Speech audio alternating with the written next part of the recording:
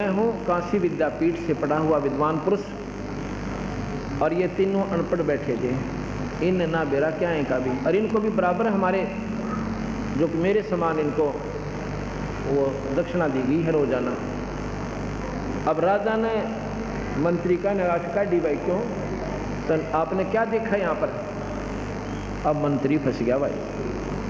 मंत्री बोला, मैं बोला जी मैं पता करता हूँ भाई के बात से, मैंने तो विद्वान दिखे थे सारे, मैं पता करता हूँ क्या कहानी है, अब पता करो, अरे नहीं तो आपको जो है मैं सजा दूंगा। अब वो मंत्री फंस गया, उसने भी बीच बिचारा करना पड़ गया अपना भी। नो बोला तुम बेवकूफ़ कहो, नो बताओ कहो थे के तो नो बोला जी मैं तो अपनी कथा करूँ, और ये नो कहता है जो तुम कहे जो वही, जो ये कहे वही। अच्छा तो के आप क्या कह रहे थे? बोला यूँ नो कहता कब तक नम बहेगी, कब से नम बहेगी। अरे तो भाई बोला यूँ नो कहता जी नंबर दे इतने नम बहेगी। ये तो माया लुटन आ रहे थे यार। तो मंत्री बड़ा विद्वान था, वो ला लिया सब। तू क्या कथा कर रहा था? मैं रामायण पढ़ रहा था, प्रकरण चल रहा था, वे रावण सीता उठा ले गया रामचंद्र जी से वन से, और ऐसे तो राजा बुला लिया कि ऐसे है बात, मैं बताता हूँ। क्या? ये कथा कर रहा था कि रावण सीता उठा ले गया। और वही बात तो से बार बार कह लो, चाहे उसको एक बार कह लो, बात वही है जी, उसका लाभ उतना ही प्राप्त होता है। जैसे एक श्लोक है, रावण मांगन गया चून ताते लंक बही करून। अगर इसने पढ़ ले तो सारी रामायण घूम की पूरी छटोरी का लाभ हमें मिल गया। रावण मांगन गया चून और ताते लंक बही करून, पूरी रामायण हमारे कंप्यूटर की तरह दिमाग में घूम गई। ये जो पढ़ रहा था कि रावण सीता ठा ले गया, और ये न्यू कहता जी जो ये कह रहा बिल्कुल ठीक है। नो सोच लो इसका सेकंड कर रहा था, यो कथा कर रहा था, नो सोच लो इसकी भी कथा गेल होगी। चलो भैया भी मान गई, पर यूं ये कह था कब तक नम बहेगी, कब तक नम बहेगी। ये यूं कह रहा था रावण तने जुल्म तो कर दिया, पर कब तक तेरी पार पड़ेगी, सीता उठा के ले रहा। यूं न्यू कहता भाई कब तक नम बहेगी, रावण तने तो गलती कर दी। और यूं के कहता भाई ये नो का था नंबर दे इतने नंबर। रावण के मन में न्यो थी देखी जाएगी इतना था नंबर, इतना तो नंबर जाके देखूंगा, देखी जाएगी जो होगी, क्योंकि सभी इस बात पर सेट हैं आगे की देखी जाएगी। चोर चोरी करता हुआ भी न सोचा देखी जाएगी। तो यूँ नो कहता भाई नंबर दे इतने नंबर है, नंबर दे इतने नंबर। रावण नो सोच रहा था, और बक्कल उतरा उसका आख्या। क्यों भाई, क्यों मैं फर्क पाया इसमें? जब नाटक भाई मैं नो नहीं सोच, नो नहीं कहूँ था भाई है, तो वह गलती होगी। दूसरा इसमें एक कारण और बताते हैं कि राजा के ना, ये दूसरी कहानी। तो इस प्रकार अब हमने इसको रोजी रोटी का कारण बना लिया। एक समय एक जब हमने नाम नहीं लिया था, ये बात फिर याद आवे। एक गांव था छोटा सा, उसमें एक किसी की मौत होगी। पंडित जी ने तो वहाँ ले गए, क्योंकि वो ज़्यादा ज़रूरी काम समझागा भी अंतिम संस्कार के समय, काफ़ी समय लगना था। और उड़ा पंडित जी दूसरा एक और था, वो जा रहा था कि बाहर। एक और था उड़ा ने बोला वो भी चला दे है काम सा, उसने बुला ले। वो फेरा उल्टी किताब पकड़ रहा, और लक्ष्मी चंद की रागनी गाओ माए माए, और वो फेरे करवा दिए, चलो छापते। तो यहाँ तक सीमित हो गया। तो कहने का भाव ये है कि विद्वता को बर्बाद कर दिया और सतमार्ग को खराब कर दिया। ये भोली आत्मा फिर जावा कहाँ बेचारी, जिन्हें ABC का बिना बेरा भक्ति के मार्ग का। इस प्रकार भूत जुनी जहाँ छूट है पिंड प्रदान करंत, पर गरीब दास जिंदा कह नहीं मिला भगवान। जय सतगुरु की संगत करते तेरे सकल कर्म कट जाई, अमरपुरी पर आसन होते जहां धूप ना छाए। यदि तुम पूर्ण संत की शरण में आ जाते, ना कनागत काटने, ना माता दोकनी, ना पिंड बरवानी है, और ना कि तो प्रेत सलाह पर जाना, ना 84 में जाना। ये सारा झंझट मिट जाता है।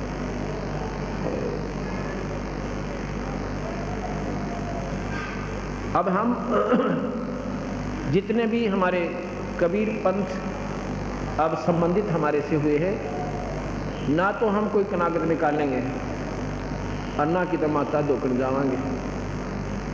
किसी प्रकार की ये प्रक्रिया हमारे से नहीं होगी और किसी प्रकार ना कोई हमारा भूत बनेंगे। हम सीधे या तो सतलोक जाएंगे या पुनर्जन्म मनुष्य का ही होगा, जब तक मुक्ति यहाँ से नहीं होगी। ये बिल्कुल सत्य बात है। अन्य किसी की भी साधना से, कई भाई कहते हैं कि हमने सुना है एक व्यक्ति के 8 जन्म लगातार मनुष्य के हुए।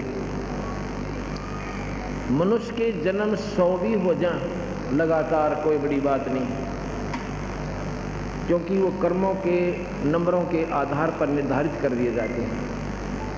अंत में भी जीव की बिरान माटी होगी, कुत्ता और गधा बने रहेगा। पिछले कर्मों के आधार पर 1, 2, 3, 4 मनुष्य भी जीवन मिल सकते हैं। किनको? जो केवल ब्रह्म तक की साधना करते हैं और जो सत्पुरुष की साधना नहीं करते। अंत में भी फिर वो पशु दुनिया में जाएंगे। इस काल का इतना लंबा जाल है। कैसे? एक राबिया नाम की लड़की थी, राबिया। उसको कबीर साहब मिले थे, भक्ति में बहुत ज़्यादा उसकी रुचि थी और पिछले अपने शास्त्रों के आधार से उसके जन्म जन्मांतर की घनी कमाई इकट्ठी हो रही थी। जिन पुण्य आत्माओं की पिछली पुण्य कमाई ज़्यादा है, वही आज सत्संग में समय निकाल कर आ रहे हैं, दूसरे नहीं आ सकते। वो तो ना तक या तो ठेके पर जा रहे होंगे और या फिर किधर लूटम लूट मौज मात मचा रहे होंगे, 2 के 20 बना रहे होंगे। और आपको भगवान ने समय दिया है, ये वैसे नहीं दिया। आपकी कसक भीतर की और कमाई आपकी आखिरी इस स्थान पर आपको लेकर आई है। वैसे नहीं आ सकते आप यहाँ पर। आप सोच भी नहीं सकते इस साइड में जाने की, घर बैठ कर ना जाने के बात बनाकर मन आपको वहीं उलझा कर सेट कर देगा।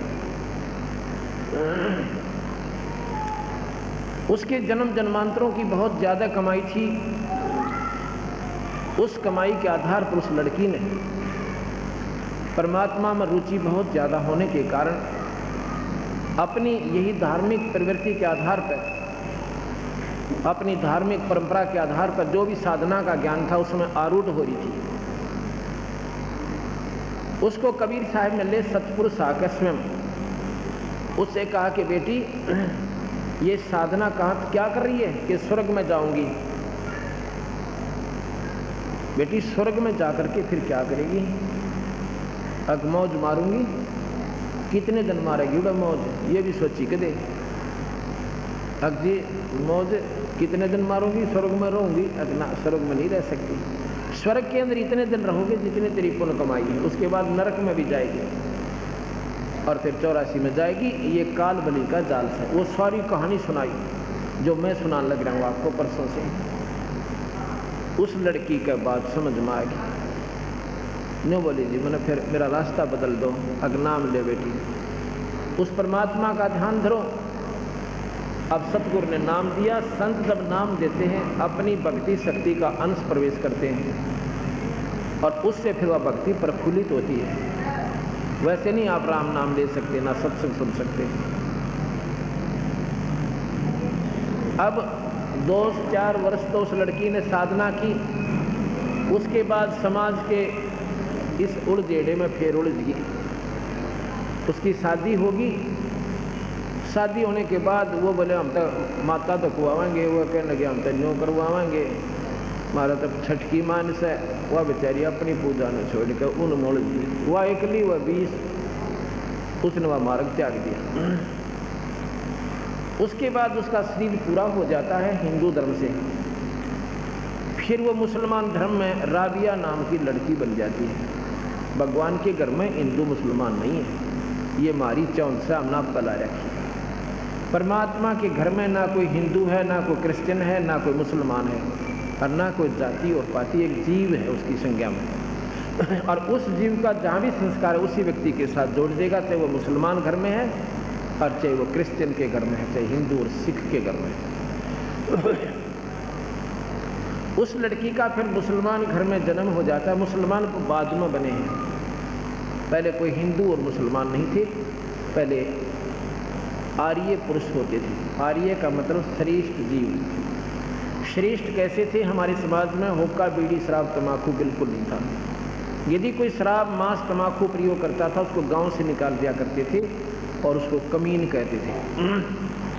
अपने ही घर के व्यक्ति को, अपने ही भाई को या चाचे को, और जो ऐसा नहीं मानता था 2-4 बार अलर्ट करते थे, नहीं मानता था, अपनी आदतों से बात नहीं आता था, समाज के प्रदूषण के डर से उसको घर से निकाल देते थे और वो जंगल में जाकर दारू भी पीता रहता था, मांस भी खाने लग जाता था, फिर राक्षस कहलाता था।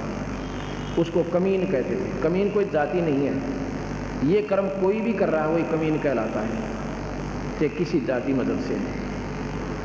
ऊंच नीच इस विध है लोई, ये कर्म कुकर्म कहाँ मंजोई।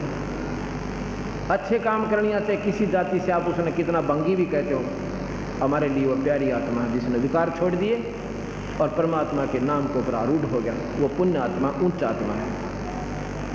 ऊंच नीच इस विध है लोई, ये कर्म कुकर्म कहाँ मंजोई। कुकर्म करनिया नीच से, सुक्रम करने वाला उच्च प्राणी है। अब वहाँ जब उसका जन्म हो जाता है, अब वो पिछली भक्ति जो सतगुरु की दी हुई जो कमाई थी वह खत्म नहीं होती, वह प्रेरणा देती रहती है। आगे उसके भाग भी कमाई आगे ना बने वो दूसरी बात है। अब इस उदाहरण से आप हिसाब लगाना, ये उदाहरण वैसे नहीं होते, ये आत्मा को झंझोड़ कर धर देते हैं अगर जो विचार करेगा गहराई से। अगर कोई इष्टवादिता या मजहब में फंसा रहेगा तो उसकी अपनी मौज है, लेकिन संत इस बुराइयों से दूर करते हैं। कोई ये मजहब और जाति अगर खत्म हो जा तो आधी लड़ाई मिट जा जीव की। लेकिन काल ने बेरा था कि कलयुग में कबीर साहब के हंस आएंगे और जीवन निकाल के ले जाएंगे। अब हिंदू और मुसलमान दो बना दिए, ऐसा बना दिया कि वो इनकी नहीं सुन सकते, ये उनकी नहीं सुन सकते, एक भी बात नहीं सुनने को तैयार एक दूसरे की, और मरने और वो उनको बुरा बताते हैं, हिंदू मुसलमानों को बुरा बताते हैं और मुसलमान हिंदुओं को बुरा बताते हैं। और भाई बुरे सभी हैं, सभी धर्म मजहब में सभी बुरे भी हैं उनमें और बहुत अच्छे भी। बुरे भी प्राणी हैं, अच्छे भी प्राणी हैं, क्योंकि अच्छाई और बुराई कर्म के आधार पर होती है, कोई मजहब के आधार पर नहीं होती। अगर हिंदू ही सारे अच्छे हैं फिर यहाँ पर ना तो पुलिस की आवश्यकता थी और ना इन कोर्ट और कचहरियाँ की। भाई के भाई ना धन लूट लेते, ये व्यवस्था ना होता है। और बान बेटियाँ की इज्जत एक मिनट भी सुरक्षित नहीं है, से बेसिक हिंदू की फीत ला रहे। और मुसलमान अगर अच्छे हैं तो वहाँ भी कोर्ट नहीं चाहिए थी, ना कोई पुलिस फौज चाहिए थी। क्या आवश्यकता थी उनकी अगर सारे मुसलमान ही गणे बढ़िया, सारे हिंदू माड़े हैं। अच्छे और बुरे व्यक्ति हो सकते, मजहब नहीं होता, वो कर्म से होते हैं। अगर वो कर्म त्याग देते हैं वो पुण्य हो जाते हैं, वो उच्च हो जाते हैं। उन कर्मों को छुटवाने के लिए संत चेष्टा करते हैं, समय समय पर सत्संग करके, सतमार्ग का दर्शन करके, और जो इन पर विचार कर लेगा वो प्राणी पार हो जाएगा, इस संसार के पचेड़े तो हट जाएगा। उस लड़की बचपन से उसमें वह पिछली कमाई फिर जोड़ करके अपनी माँ से कहने लगी, माँ मैं शादी नहीं कराऊंगी। उसने उसके पिताजी से बताया कि लड़की दृढ़ता से कह रही है मैं शादी नहीं कराऊंगी। अब माता पिता को चिंता का विषय बन गया, जवान बेटी, और इस समाज में हम कैसे अपने घर पर रख सकते हैं। हम तो 10 साल 5 साल के मेहमान हैं, उसके बाद बेटी का क्या होगा। बहुत विचार लगा के समाज को देखते हुए दोनों माता पिता उस छोरी के पास बुलाकर उसको अपने पास, और फूट फूट कर रोने लग जाते हैं। कहते हैं बेटी हम शादी के बिना आपकी शादी अवश्य करेंगे, ये हमारी मजबूरी समझ ले, और नहीं तो हम दोनों आत्महत्या करेंगे अगर तू शादी नहीं करवाओगे। अब लड़की ने सोचा भाई ठीक है, ये नहीं मान रहे हैं कि वो समाज को ज़्यादा देख रहे हैं। उसने हाँ भर ली, ठीक है मैं शादी करवा लेती हूँ, लेकिन मन में संकल्प कर लिया कि मैं अपने आने वाले उस पति से बात करूँगी। अब परमात्मा कोई ना कोई कारण भी बना देता है जब जिसकी सच्ची लगन लगे। शादी होगी, शादी के तुरंत बाद एक बहुत अच्छे ऑफिसर से, बहुत बड़े अधिकारी से, बहुत पैसे वाले से उस लड़की की शादी, क्योंकि उसके संस्कार प्रबल थे। संस्कारों के आधार पर ही हर प्राणी का संपर्क अच्छे पति पत्नी के रूप में अच्छी व्यवस्था में जाता है। शादी के बाद उसने अपने पति से कहा कि मैं आपसे 2 बात करना चाहती हूँ। वो कहने की जी करो, क्या बताओ, क्या बताना चाहते हो। अपनी सारी कहानी बता देती है। कहने लगी मैं बच्चे उत्पन्न नहीं करूँगी। तो वो कहने लगा फिर शादी क्यों करवाई। ये मेरे माता पिता की मजबूरी थी और मेरा दृढ़ फैसला है, मैं भक्ति करके अपना आत्म कल्याण कराना चाहती थी। मेरे माँ बाप ने मेरी कतई नहीं सुनी। उन्होंने कहा कि हम आत्महत्या कर लेंगे, तू शादी नहीं करवाओगी। तो मैंने उस दोस्त से बचने के लिए मैं वहाँ से आ गई। अब मैं आपसे प्रार्थना करती हूँ कि मैं बच्चे पैदा नहीं करूँगी, मैं भक्ति करना चाहती हूँ। यदि आप स्वीकार है आपको तो ठीक है, और नहीं तो मैं सुसाइड करूँगी। मैं जी नहीं सकती, मैं अपना जीवन खो दूँगी, मैं मर जाऊँगी। ये मेरा अंतिम फैसला समझ लेना। तो उसने सोची भाई मैं क्यों खामखा इसी पुण्य आत्मा के लिए बाधक बनूं। वो कहने लगा फिर एक बात सोच लो, समाज हमारे भी है, इज्जत मेरे भी है, घर से बाहर नहीं जान दूंगा, तेरा न्यारा मकान बना दूंगा और 2 नौकरानी छोड़ दूंगा तेरे लिए, पर रहेगी तो मेरी बहन के रूप में, मेरी दृष्टि में, और समाज की दृष्टि में तो मेरी पत्नी के रूप में रहेगी। ने बोली मन मंजूर है। और 100 शुक्र मनाए अल्लाह के खुदा के, भगवान हे अल्लाह आप दूर नहीं हो, आपने बड़ी सुनी मेरी। उसके बाद पति बहन और भाई की तरह उन्होंने अपना जीवन निर्वाह किया। उसने अपनी और शादी करवा ली। मुसलमानों में कई शादियां हो जाती हैं। और उस राबिया के पास जाके और घंटों तक वो परमात्मा के बारे में विचार सुना करता था। बहुत धार्मिक प्रवृत्ति का व्यक्ति था। एक बार क्या हुआ, जब वो 50-55 से ऊपर आयु की होगी, 60 के करीब, मुसलमानों की परंपरा में जैसे अपनी अपनी परंपरा में सबने निर्धारित कर रखा है कि बुढ़ापे में जो हज कर आवे मक्का मदीना जाकर उसकी मुक्ति निश्चित है, और जो वही मर जावे तो गणा बढ़िया, वो तो सीधा स्वर्ग बेस्ट में चला जाता है। ऐसी उनकी धारणा है, और संतों के आधार पर ऐसा नहीं है। तो वो कहने लगे जी मैं हज करना चाहती हूँ। वो कहने लगा जी बेशक जाओ। राबिया कहने लगी मैं हज करना चाहती हूँ, अगर आपकी इजाज़त हो तो मैं जा सकती हूँ। अगर जा सकती है, और जा सकती है नहीं, तेरे लिए बैलगाड़ी जुड़वा दूँ इसी भगवान आत्मा के लिए। अगर नहीं मैं तो पैदल जाऊँगी, मेरा मन मानने से पैदल जाऊँगी। अगले वो तेरी सलाह है, नहीं तो तेरी सारी व्यवस्था करवा दूँगा। अगर नहीं मैं पैदल जाऊँगी। और भी जा रहे हैं।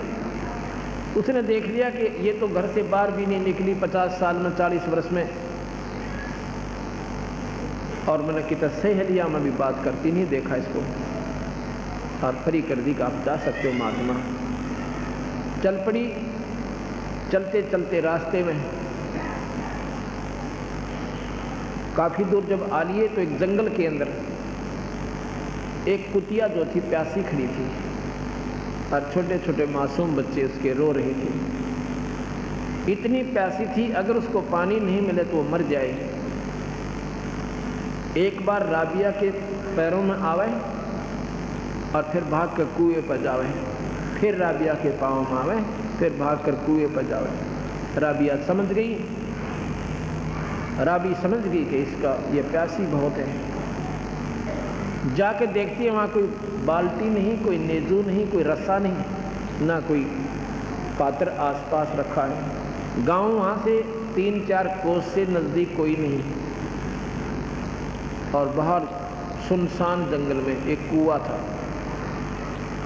उधर देख रही है उसके मासूम बच्चे, अगर ये मां मर गई तो ये बच्चे भी गेल मरेंगे। ऐसे कहते हैं दया बिना दरवेश कसाई। अब देखियो वो भी मुसलमान थी।